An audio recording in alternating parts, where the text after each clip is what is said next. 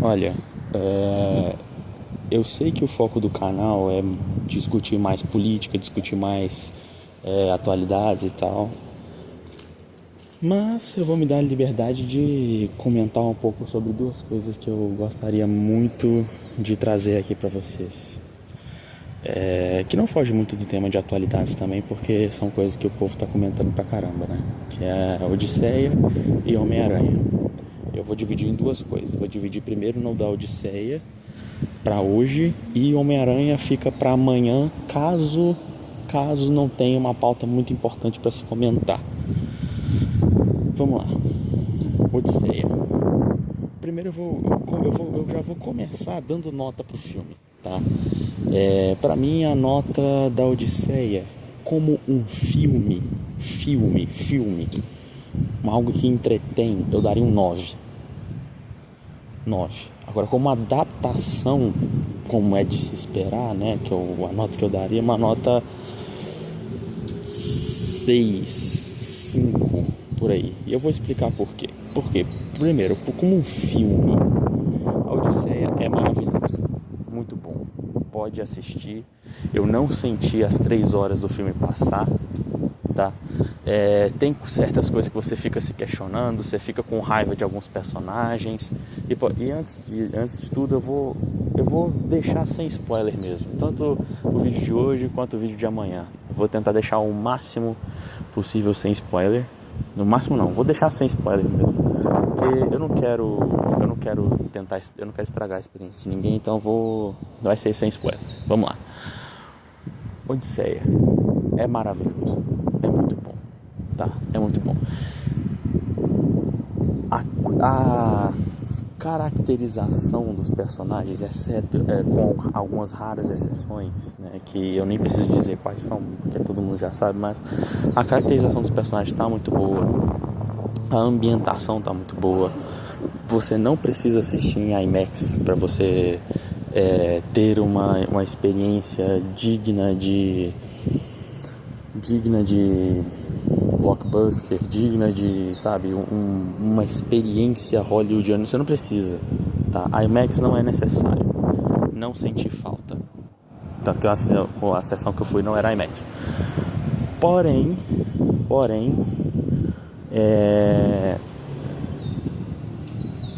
você, claro, vai ter aparentemente, né, uma experiência melhor se for. Mas não faz falta. O que eu posso dizer sobre esse filme? Cara, melhor personagem pra mim, na minha opinião, Anne Hathaway como Penélope, tá? Melhor personagem, na minha opinião. Você sente a emoção da personagem dela, você sente os dramas dela. E o povo fala, Christopher Nolan não sabe trabalhar a personagem feminina. Cara, pode até ser, né? Pode até ser. A gente viu, por exemplo, com a própria Anne Hathaway lá no Cavaleiro das Trevas Ressurge, né? Lá atrás, quando ela fez a Mulher Gato, realmente, tipo assim, faltou uma coisa aqui, faltou uma coisa ali e tal. Mas assim, nesse filme, como Penélope, pelo menos a Anne Hathaway, ela entregou demais, sabe? O Tom Holland, ele também entregou demais, por mais que o personagem dele tenha sido um pouco prejudicado pelo roteiro, tá? Porque foi isso aí, você realmente pode dizer. O personagem dele foi bem judiadozinho, pelo menos na minha opinião. Não vou dizer porquê, assistam e descubram, tá? Matt Damon, o personagem dele, o Odisseu, você sente, velho, o cara sofre pra caramba. Ele só se ferra. Desde que ele sai na sua aventura, né, pra voltar pra casa, até o momento em que, até os minutos finais do filme, né, o cara sofre pra caramba. Não tem um minuto sequer que você veja, tipo assim, não, o cara tá de boa, o cara tá feliz, o cara tá não sei o que, não. Inclusive, ele me lembra muito o Leônidas, né, do filme 300. Sabe, que tipo assim, tá todo mundo Tem cenas lá que tá todo mundo rindo, tá todo mundo fazendo piada, tá todo mundo fazendo tudo, e você vê que o cara tá sério, você vê que o cara não tira os olhos da missão, ele não tira os olhos daquilo que ele tem que fazer, entendeu? Um exemplo muito, muito clássico disso aí, falando de 300, né, que aí eu posso comentar sobre o filme, né, porque faz anos que esse filme saiu. 300, tem aquela cena lá que os persas jogam flechas e cobrem o sol, e aí todo mundo tá se cobrindo com o escudo lá, e aí os espartanos começam a rir daquela piada lá que o filho do melhor amigo do Leônidas, esqueci como é que é o nome dele, conta, e tá todo mundo rindo, só o Leônidas que não tá rindo, só o Leônidas que tá sério, só ele que não tira os olhos, né, da missão. E por certas vezes o Odisseu, ele me passa essa mesma vibe, entendeu? Então assim, o personagem do Robert Pattinson, o cara conseguiu ser detestável de todos os níveis possíveis, entendeu? Você sente raiva pelo personagem, e é aquilo que você tem que sentir mesmo. Você tem que sentir raiva do vilão do filme. E o Robert Pattinson, ele me entregou esse sentimento negativo que você tem que ter pelo vilão. Então assim, de todos os personagens principais do filme, a Athena da Zendaya, né? Cara, e aí que eu falo um pouco, e que é aí que eu entro um pouco na parte negativa do filme, né? Por conta de uma adaptação da Odisseia. Cara, a Athena da Zendaya, ela não é novidade pra ninguém. Nessa altura do campeonato todo mundo já sabe disso, ela aparece pouco. E não é que ela aparece pouco porque ela é a deusa que aparece menos. Não. Os deuses não aparecem nesse filme. Tá? Os deuses não aparecem nesse filme. Você não tem uma aparição assim do Poseidon. Você não tem uma aparição do Zeus, você não tem uma aparição de Hermes, você não tem uma aparição, sei lá, cara, você não tem você não tem isso. Isso é uma coisa que me pega um pouco, porque como é que você quer... Uma das entrevistas do Christopher Nolan que ele deu a respeito do filme, que ele falou que queria fazer esse filme o mais realista possível. E de novo, aí eu te pergunto, como é que você consegue fazer um filme realista, sabe, colocando nesse filme elementos fantásticos, entendeu?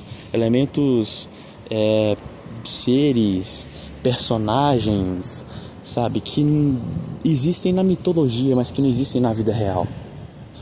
Certas coisas que o Odisseu passa ali era para ter matado ele, entendeu? E ele não morre. Ele não morre porque, pelo menos na história, na Odisseia, no livro, ele não morre por intervenção dos deuses mesmo. Alguns dos deuses, né, a exemplo de Zeus e Atena, não deixam que ele morra, entendeu? Salvam ele, não permitem que ele vá para o outro mundo, entendeu? Não permitem que ele vá para o Hades. Aí você fala, não, você vai continuar, porque você vai chegar em sua casa, entendeu? E aí o cara tira o elementos que fazem com que o filme, com que a história seja aquilo que ela foi, entendeu? Então assim, mas eu vou te dizer, você tem que saber, se você for assistir esse filme, assistir a Odisseia, assista, vale a pena, mas saiba separar a Odisseia do livro, não é a Odisseia do filme.